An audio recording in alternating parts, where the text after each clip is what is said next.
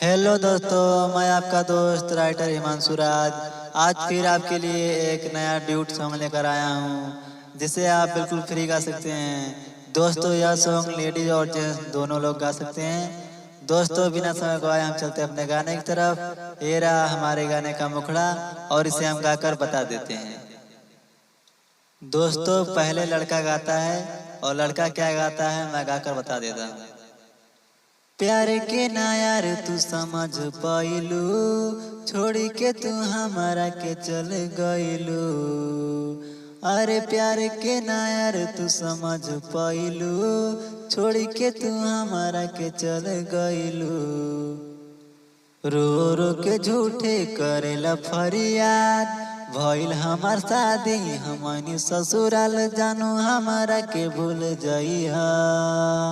अब डोलिया में चलनी यार, छोड़ी तोहर प्यार तू हमारा के भूल जइहा। अब डोलिया में चलनी यार, छोड़ी तोहर प्यार तू हमारा के भूल जइहा। हमरो ई दिलवा तोड़लू हो, तोड़ दिहलू हो, काहे बीच सफर में छोड़लू हो, छोड़ दिहलू हो।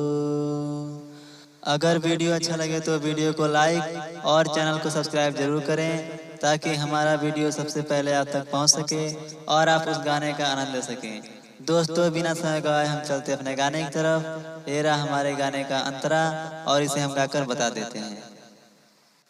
तू रही के हमके दिलावेलास, तोहरा त बात पनखे विश्वास, जान हमके न समझइहा।